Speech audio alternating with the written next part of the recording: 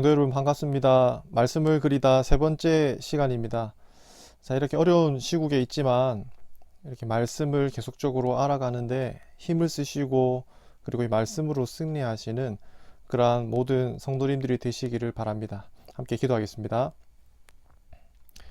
사랑과 자비가 풍성하신 아버지 하나님, 참 감사합니다. 이러한 어려운 때에도 주께서 말씀하여 주시고 이 말씀을 통해서 우리가 어떠한 길로 나아가야 할지에 대해서 밝히 알려주니 참으로 감사합니다. 하나님 아버지, 우리 인간적인 눈으로 볼 때에는 아무런 희망이 없어 보이는 그때에도 하나님께서는 살아 역사하셨고 그리고 일하고 계셨음을 우리가 성경을 통해서 발견하게 됩니다. 오늘 이 시간 우리에게 주어지는 이 말씀을 통해서 그 성경에서 역사하셨던 그 하나님께서 지금도 여전히 살아 역사하시는 그 살아계시는 하나님을 믿고 경험할 수 있는 그런 복된 시간 될 수 있도록 주님 인도하여 주시옵소서.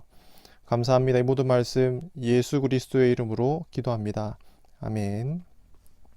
자, 오늘은 교회를 세워가시는 하나님이라고 하는 제목을 가지고 하나님 말씀 증거하도록 하겠습니다. 오늘 열왕기하 4장 말씀인데요. 열왕기하 4장 8절에서 16절까지 말씀입니다. 열왕기하 4장 8절에서 16절까지 말씀 다 같이 찾아서 한 목소리로 한번 읽어보도록 하겠습니다. 열왕기하 4장 8절에서 16절까지 말씀입니다. 함께 읽겠습니다. 8절입니다. 하루는 엘리사가 수넴에 이르렀더니 거기에 한 귀한 여인이 그를 간권하여 음식을 먹게 하였으므로 엘리사가 그곳을 지날 때마다 음식을 먹으러 그리로 들어갔더라. 여인이 그의 남편에게 이르되 항상 우리를 지나가는 이 사람은 하나님의 거룩한 사람인 줄 내가 아노니 청하건대 우리가 그를 위하여 작은 방을 담 위에 만들고 침상과 책상과 의자와 촛대를 두사이다. 그가 우리에게 이르면 거기에 머물리이다 하였더라. 하루는 엘리사가 거기에 이르러 그 방에 들어가 누웠더니 자기 사환 게하시에게 이르되 이 수넴 여인을 불러오라 하니 곧 여인을 부르매 여인이 그 앞에 선지라. 엘리사가 자기 사환에게 이르되 너는 그에게 이르라.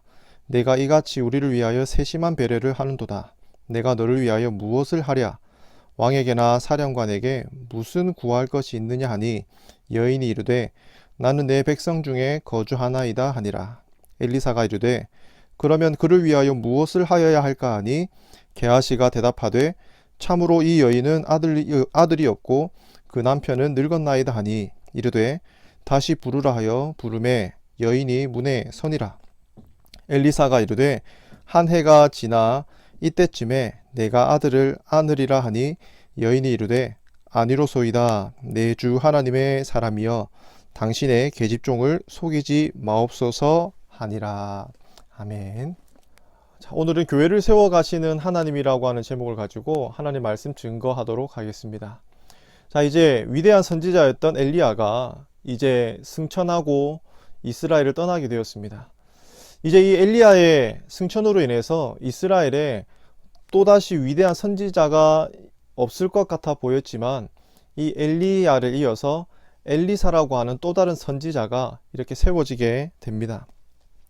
우리가 성경을 보면서 이렇게 이런 위대한 엘리야라든지 엘리사와 같은 선지자들을 볼 때 이 사람들이 정말 대단하다. 정말 놀라운 일들을 했다. 이렇게 어떤 위인전을 읽듯이 보면 안 됩니다. 특별히 이런 선지자들의 사역을 보면서 주께서 어떻게 이 사람들을 통해서 교회를 세워가시며 그리고 이 사람들을 통해서 어떻게 이 같은 직분을 통해서 교회를 세워가시는지를 눈여겨 보셔야 할 것 같습니다. 구약시대에는 특별히 왕과 선지자와 제사장이라고 하는 이 세 가지 직분을 통해서 하나님께서 일을 하시게 되는데요. 이 특별히 이 왕이 있었던 열왕기 이서에 왜 갑자기 선지자가 등장해서 이렇게 많은 일들을 하는지 오늘 본문 말씀을 통해서 한번 눈여겨 볼 수 있었으면 좋겠습니다.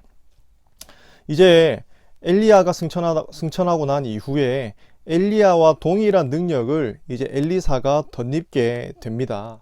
하나님께서 일하시는 방법, 그 직분자를 통해서인데요. 엘리야를 통해서 일하셨던 하나님, 이제 엘리사를 통해서 일하시기 시작합니다. 자, 이제 앞에 우리가 읽진 않았지만 열왕기하 2장에 보시게 되면 이 하나님께서 이 엘리야를 어떻게 세우시는지를 볼 수 있는데요. 열왕기하 2장 14절에서 15절 말씀입니다. 이렇게 말씀합니다. 엘리야의 몸에서 떨어진 그의 겉옷을 가지고 물을 치며 이르되 엘리야의 하나님 여호와는 어디 계시니까 하고 그도 물을 치매 물이 이리저리 갈라지고 엘리사가 건너니라. 맞은편 여리고에 있는 선지자의 제자들이 그를 보며 말하기를 엘리야의 성령이 하시는 역사가 엘리사 위에 머물렀다 하고 가서 그에게로 나아가 땅에 엎드려 그에게 경배하고. 이렇게 지금 엘리야가 했던 동일한 그 성령의 역사가 엘리사에게도 일어나게 됩니다. 이것을 선지자의 제자들이 눈으로 봤어요. 이것은 언약이 가진 공적이다라고 하는, 언약을 맺을 때 증인이 반드시 있어야 되는데 이 언약이 이제 엘리야에게 있었던 것과 같이 엘리사에게 동일하게 임했다라고 하는 것을 볼 수가 있습니다. 하나님께서 이제 엘리야를 통해서 역사하셨던 것과 같이 이제 앞으로 엘리사를 통해서 주님의 교회를 세워 가실 것이다라고 하는 분명한 공적인 증거로서, 증인으로서의 역할을 하게 되는 것이죠. 자, 그런데 문제가 발생합니다. 어떤 문제가 발생하냐 하면 곧바로 엘리사의 이 직분, 이 엘리사가 과연 교회를 세워가기에 합당한 사람이냐라고 하는 것에 대한 위기가 등장하게 되는데요. 엘리사, 그 외모가 사실 사람들이 보기에 그렇게 좋지 않았던 것 같습니다. 그의 외모를 가지고 놀리기 시작한 그런 사람들이 등장하게 되는데요. 베델에서의 아주 이상한 일이 일어나게 됩니다. 열왕기하 2장 23절 말씀인데요.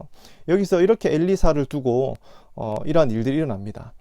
2장 23절입니다. 엘리사가 거기서 베델로 올라갔더니 그가 길에서 올라갈 때 작은 아이들이 성읍에서 나와 그를 조롱하여 이르되 대머리여 올라가라, 대머리여 올라가라 하는지라. 여기서 보면 지금 이 작은 아이들이 갑자기 나타나 가지고 엘리사의 외모를 두고 놀리기 시작합니다. 이것은 직분자가 되겠느냐, 이스라엘을 너가 과연 구원할 수 있겠느냐라고 하는 그런 조롱이겠죠. 그런데 이것을 우리는 그냥 작은 아이들의 장난, 그냥 철없는 아이들의 실수 정도로 생각해서는 안 될 것입니다. 본문을 보시게 되면 이 아이들의 숫자가 상당했다라는 것을 알 수 있는데요. 이 아이들의 행동을 좌지우지하는 것, 부모님들의 영향이 크다는 것 우리는 너무나 잘 알고 계시죠. 이 아이들이 그냥 이렇게 놀려댄 것이 아님을 우리는 예측할 수 있습니다. 그 이스라엘 백성들의 마음속에 선지자를 이렇게 얕보고 선지자를 이렇게 가볍게 여기던 그 부모님들의 마음이 동일하게 아이들에게도 전달되었다. 그래서 이 아이들이 이 엘리사를 향해서 대머리라고 놀리면서 너가 직분자로서 합당하냐, 너가 직분자로서 할 수 있겠느냐 라고 하는 그러한 조롱을 하고 있죠. 이것은 이스라엘의 지금 신앙적인 분위기가 어떠한지를 우리가 쉽게 예측할 수 있는 그러한 부분이기도 합니다. 엘리사를 대하는, 직분자를 대하는 기본적인 태도, 바로 이 대머리라고 놀리는 그러한 조롱에서 볼 수가 있겠죠. 열왕기하 2장 24절에 보시게 되면 이것에 대해서 엘리사가 어떻게 반응하는지를 볼 수가 있습니다. 이것을 엘리사는 그냥 좌시하지 않죠. 이것은 굉장히 심각한 일임을 알고 작은 아이들에게 여호와의 이름으로 저주를 내리게 됩니다. 아이들 42명이나 이렇게 죽음을 맞이하게 되었습니다. 이것은 직분자를 대하는 태도가 곧 하나님을 대하는 태도, 그러니까 이스라엘 백성들의 지금 이러한 태도는 하나님을 정말 가볍게 여겼던 그러한 태도였음을 알 수가 있고요. 그리고 하나님께서 이렇게 심각한 죄임을 이 엘리사의 사역을 통해서 보여주고 계십니다. 교회를 바르게 세워간다는 것, 그것은 하나님께서 하나님의 방법대로 특별히 직분자를 통해서 주님의 교회를 세워 가시는 것을 우리는 반드시 기억하고 그 관점에서 오늘 본문을 이렇게 잘 들여다 볼 수 있어야 되겠습니다. 교회는 사람의 능력이 얼마나 출중하냐, 그 사람이 얼마나 많은 능력을 가지고 있느냐, 그것이 주님의 교회를 세워가는데 쓰이는 것이 아니라 하나님께서 쓰시는, 하나님께서 택하신, 하나님께서 기름 부으신 그 직분자를 통해서 주님의 교회가 세워진다라고 하는 것 기억하시기를 바랍니다. 엘리사는 어떤 사람이었냐? 엘리사는 그저 소를 치던 그러한 사람이었습니다. 열왕기상 19장 19절에 보시게 되면 이렇게 엘리사가 어떤 일을 했는지를 말씀하는데요. 엘리야가 거기서 떠나 사밧의 아들 엘리사를 만나니 그가 12겨리소를 앞세우고 밭을 가는데 자기는 12째 겨리소와 함께 있더라. 엘리야가 그리로 건너가서 겉옷을 그의 위에 던졌더니, 이것은 엘리야가 엘리사를 부르는 장면인데요. 엘리사가 어떤 일을 하고 있었는지를 잘 알 수 있습니다. 대단한 일을 했던 엘리사가 아니었습니다. 그냥 그저 자신의 일을 묵묵하게 감당하고 있었던 이 엘리사였는데, 이 엘리사를 하나님께서 부르셨고, 그리고 이 엘리사를 주의 교회를 세우기 위한 일꾼으로 하나님께서 세워주셨습니다. 그러자 이 엘리사를 통해서 주님의 교회가 하나씩 세워지고 있는 그런 놀라운 이적을 발견할 수가 있습니다. 사실 능력으로 따진다라고 한다면 북이스라엘의 왕이었던 아합만큼 탁월한 왕이 없으리라 생각합니다. 성경에는 아합에 대해서 그렇게 자세하게 기록하고 있지 않지만 사실 아합이라고 하는 이 왕, 정말 엄청나게 대단한 일들을 많이 했다라고 합니다. 영토도 많이 확장했고, 그리고 나라도 굉장히 부유하게 만들었고, 그리고 국방력도 굉장히 튼튼하게 만들었던 그러한 나라라고 하지만 주님의 교회를 세우는 데 있어서 큰 역할은 못했습니다. 오히려 주님의 교회를 더욱더 악화시켰던 그러한 자임을 우리는 성경을 통해서 확인할 수가 있는데요. 지금 이스라엘의 상황이 어떤 상황이냐 하면 바로 이 아합을 중심으로 이스라엘의 교회가 그려지고 있습니다. 아합이 죽은 후에 이제 이스라엘의 상황이 어떻게 펼쳐지냐라고 하면 열왕기하 1장 1절과 그리고 3장 5절에 보시게 되면 아합이 죽은 후에 모압이 이스라엘을 배반하였더라. 아합이 죽은 후에 모압 왕이 이스라엘 왕을 배반하였더라 라고 하는 이런 말씀으로 시작을 합니다. 정말 대단해 보였던 아합 왕이었고 능력이 출중해 보였던 아합 왕이었습니다. 마치 교회를 대단한 구원으로 이끌 수 있을 것만 같았던 아합이었지만 그 아합이 죽고 나자, 그렇게 엄청난 위력을 발했던 아합이었지만 죽고 나자 그 즉시 모압이 이렇게 아합을, 이스라엘을 배신하는 그런 모습을 볼 수 있는데요. 이 인간적인 힘이라고 하는 것이 얼마나 약하다고 하는 것을 단면적으로 보여주는 그러한 상황입니다. 이렇게 모압이 이스라엘을 배신하자 아합의 뒤를 이었던 여호람이 이제 유다의 여호사밧 왕과 합의해서 이제 연합군을 꾸리게 됩니다. 그리고 모압을 치자라고 하는 그런 계획을 세우는데요. 의기양양해서 이제 연합군이 모압을 치러 갑니다. 그런데 어떤 일이 벌어지냐? 에돔 광야를 통해서 가게 되는데요. 에돔 광야에서 물이 없게 됩니다. 그래서 그 전쟁을 해보기도 전에 이제 그 광야에서 목말라서 죽을 위기에 처했죠. 그때 이제 급하게 하나님을 찾기 시작합니다. 하나님의 선지자를 찾기 시작하는데 우리 주변에 엘리사가 있다라고 하는 그런 소식을 듣게 됩니다. 그래서 급하게 엘리사를 부르는데요. 이 엘리사가 했던 말이 참으로 이 지금 이스라엘의 상황을 잘 그려주고 참 가슴 아픈 그런 말이기도 합니다. 엘리사가 어떤 말을 했는지 한번 보십시오.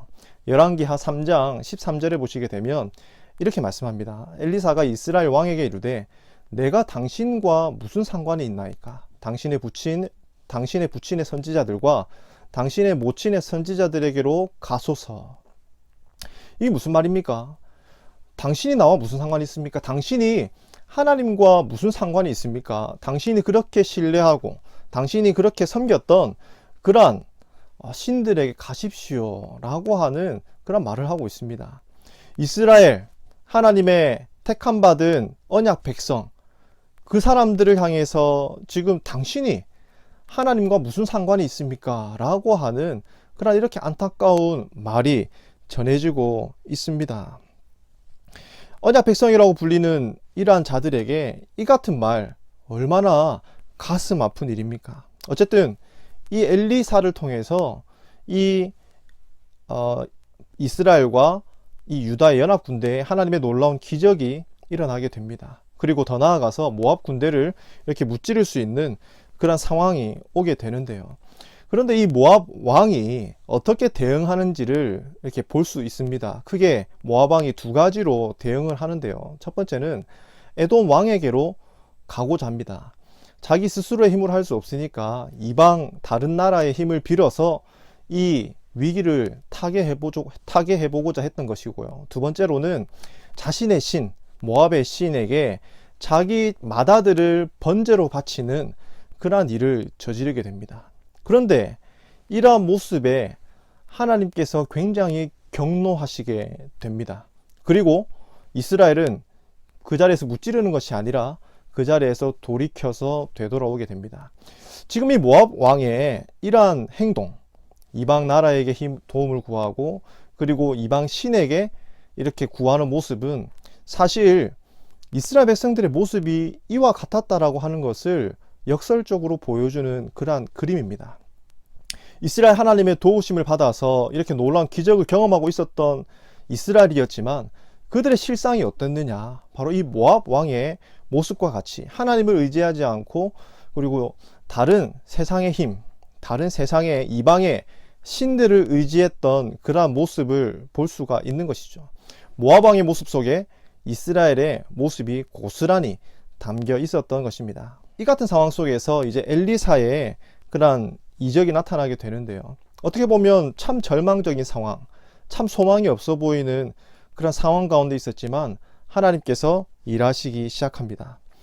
위대한 선지자의 출현, 엘리야 그리고 엘리사의 출현, 뭔가 극적인 스펙타클한 기적이 일어나니까 대단해 보이지만 사실은 지금 이 같은 상황은 굉장히 안 좋은 상황입니다. 정상적인 하나님의 방법으로는 도무지 이 백성들이 말을 듣지 않으니까 하나님께서는 특별한 선지자들의 기적을 통해서 그의 백성들에게 말씀을 하고 있는 그런 상황입니다. 우리는 기적이 좋다라고 생각합니다. 그러나 하나님께서 왜 기적으로 말씀하시는가? 우리는 그 이유에 대해서 한번 곰곰이 생각해 볼 필요는 있습니다. 왜 기적을 하느냐? 정상적인 방법이 통하지 않기 때문이죠. 하나님께서 왕을 세우셨고 하나님께서 선지자와 제사장들을 세우셨는데 이 왕과 선지자와 제사장들을 통한 하나님의 말씀이 정상적으로 공급되는 그 일이 지금 이스라엘에 제대로 이루어지고 있지 않았다는 그러한 의미이기도 합니다. 그런 의미에서 우리에게 기적이 없다는 것, 그것은 아쉬운 것이 아니라 지금 우리들에게 정상적인 하나님의 말씀이 교회의 직분자들을 통해서 들려지고 있다는 것, 우리에게 참으로 감사한 일이라고 하는 것을 우리는 기억하고 여기에 대해서 감사의 기도 제목을 늘 올려 드릴 수 있어야 되겠습니다. 더 이상 기적을 바라는 신앙이 아니라 하나님의 말씀을 정상적인 방법으로 하나님께서 교회에 주신 그 방법을 통해서 공급받는 그 일에 힘을 쏟으셨으면 좋겠습니다. 지금 본문에 이제 4장부터 시작되는 이 엘리사의 이적이 펼쳐지는 백성들의 모습을 보면 다 문제거리를 안고 있습니다. 4장 서두에 등장하는 이 여인, 경제적인 어려움 가운데 있습니다. 그리고 우리가 읽었던 오늘 본문의 말씀, 겉으로는 아무런 문제가 없어 보이지만 실상은 자녀가 없는 그런 문제를 안고 있습니다. 한 여인은 경제적인 문제, 한 여인은 자녀의 문제를 안고 있습니다. 뭐 가난할 수도 있고 또 뭐 자녀가 없을 수도 있지, 이렇게 우리가 쉽게 치부할 문제가 아닙니다. 지금 이 펼쳐지는 이 백성들의 문제는 정상적인 상황이 아니기 때문에 그의 백성들에게서 일어나는 정상적이지 않는 그런 그림을 보여주고 있습니다. 한번 가난에 있었던 그 여인의 상황과 이 이스라엘의 상황을 한번 연결해서 한번 생각해 보고자 하는데요. 이스라엘이 전체적으로 가난했다라고 하면 백성들 가운데 가난한 사람들이 많은 것 이해될 수 있겠죠. 그런데 지금 이 이스라엘의 상황은 굉장히 부유합니다. 우리 열왕기하 3장 4절에 보시게 되면 이렇게 말씀하거든요. 모압 왕 메사는 양을 치는 자라. 새끼 양 10만 마리의 털과 순양 10만 마리의 털을 이스라엘 왕에게 바치더니, 모압 왕이 이제 배신을 하긴 했지만 그 전까지 이제 모압은 이스라엘의 조공을 바쳤던 그런 상황이었습니다. 그러니까 지금 이 10만 마리의 털, 10만 마리, 10만 마리, 20만 마리의 이런 양의 털들을 조공으로 받았거든요. 그러니까 굉장히 부유한 이스라엘의 상황이었다고 할 수 있습니다. 그런데 지금 이 선지자의 아내, 이 과부가 된 이 선지자의 아내 같은 경우에는 지금 먹을 것이 없어가지고 지금 자신의 자녀들이 종으로 팔려가는 그러한 상황 속에 놓여 있습니다. 이스라엘은 부유한데, 그런데 하나님의 말씀을 전하는 선지자의 이 아내는 너무 가난해가지고 자녀를 종으로 빼앗길 수밖에 없는 그러한 빈곤한 상황. 무엇을 그려줍니까? 지금 이 이스라엘의 겉으로 보기에는 굉장히 부유하지만 그들의 영적인 심령은 굉장히 가난해져 있는 그런 모습을 아주 단면적으로 보여주는 그림이라고 할 수가 있습니다. 그리고 이어서 우리가 본문에서 본 수넴 여인. 이 여인, 아무런 문제가 없어 보이지만 이 여인에게 자녀가 없습니다. 이 여인이 했던 것, 엘리사에게 음식을 대접했던 것이죠. 그리고 이 엘리사에게 숙소를 제공해주고 그리고 먹을 것을 이렇게 친절하게 제공했던 모습을 볼 수가 있습니다. 그런데 이게 뭐 대수냐? 또 그렇게 생각할 수 있겠죠. 그런데 한번 이 상황을 한번 잘 머릿속으로 한번 그려보시길 바랍니다. 엘리사가 이스라엘의 이곳저곳을 이렇게 다녔습니다. 그런데 이 엘리사가 먼 거리를 이렇게 다니는 과정 중에 엘리사를 이렇게 대접했던 사람이 없었어요. 오직 이 수넴에 있던 여인만 이 엘리사를 귀하게 여기고 이 엘리사에게 음식과 숙소를 제공했던 모습을 볼 수 있습니다. 이 말은 이스라엘이 선지자를 귀하게 여기지 않았다는 말이죠. 이스라엘이 하나님의 말씀을 전하는 자를 귀하게 여기지 않았습니다. 하나님 말씀의 기갈 현상, 그것은 우리가 4장 서두에서 보았던 이 선지자의 아내가 빈곤에 처했던 것, 그리고 이 수넴 여인이 엘리사를 대접했던 이 모습을 통해서 지금 이스라엘의 전반적인 상황이 하나님의 말씀을 전혀 귀하게 여기지 않는 그런 상황 가운데 있었다라고 하는 것을 우리가 볼 수가 있습니다. 이 수넴 여인의 행동에 대해서 엘리사는 뭐라고 말하느냐라고 하면 열왕기하 4장 13절에 보시게 되면 엘리사가 이 여인의 행동에 대해서 이렇게 이야기를 합니다. 엘리사가 자기 사환에게 이르되 너는 그에게 이르라. 내가 이같이 우리를 위하여 세심한 배려를 하는도다. 지금 이 여인의 행동에 대해서 세심한 배려를 했다라고 이렇게 엘리사가 표현을 하고 있는데요. 이 세심한 배려, 이것이 어떤 뜻일까? 이것을 신약의 언어로 한번 바꾸어 보면 긍휼이라고 바꾸어 볼 수 있을 것 같습니다. 이 긍휼과 세심한 배려는 사실 같은 맥락 속에 있는데요. 팔복의 언어로 하면 마태복음 5장 7절에서 긍휼히 여기는 자는 복이 있나니 그들이 긍휼히 여김을 받을 것이미요 라고 이렇게 말씀을 풀어서 쓸 수 있을 것 같습니다. 여인이 엘리사에게, 말씀 사역자에게 주님의 말씀에 긍휼히 세심한 배려를 베풀었고, 그에 대해 하나님께서는 동일한 세심한 배려로 그의 이 수넴 여인의 어려움들을 해결해 주십니다. 긍휼히 여겼더니 그 긍휼이 되돌아오는 모습, 우리는 말씀을 통해 확인할 수가 있습니다. 이게 대해서 이제 여인은 너에게 필요한 것이 뭐냐, 너의 세심한 배려에 대해서 내가 갚겠다라고 하니까 이 여인은 4장 13절과 같이 나는 내 백성 중에 거주하니이다. 무슨 말입니까? 저는 충분합니다. 제가 이스라엘 백성이라고 하는 것, 언약 백성이라고 하는 것만으로도 충분합니다 라고 하는 그러한 의미를 가지고 있죠. 여기에 대해서 엘리사는 너에게 자녀가 없는데 너가 아들을 낳을 것이다 라고 하는 그러한 놀라운 복음의 소식을 전해줍니다. 이 여인 엘리사를 대접하면서 그렇게 이 아들을 낳을 것이라고 기대하지 않았습니다. 그리고 뭔가 내가 얻을 것이다 라고 하는 그런 생각으로 사실 엘리사를 대접한 게 아니죠.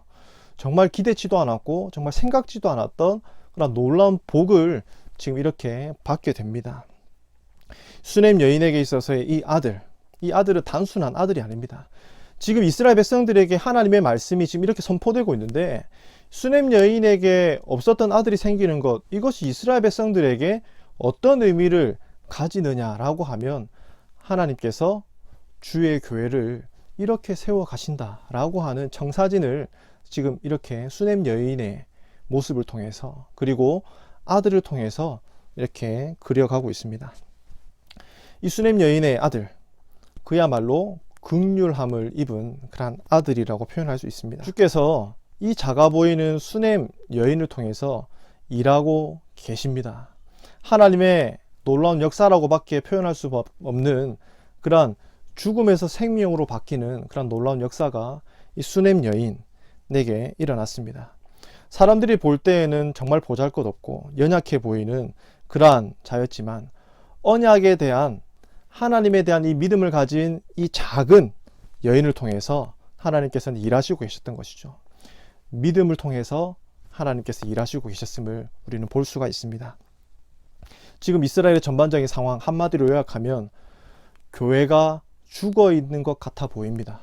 그런데 아무런 소망 없어 보이고 도저히 희망이 보이지 않는 것 같아 보이는 이러한 상황 속에서도 하나님께서는 여전히 일하시고 계셨고, 위대한 대단해 보이는 사람을 통해서가 아니라 아주 작고 연약해 보였던 여인들을 통해서 일하시고 계셨다는 것을 우리는 본문을 통해 확인할 수가 있습니다.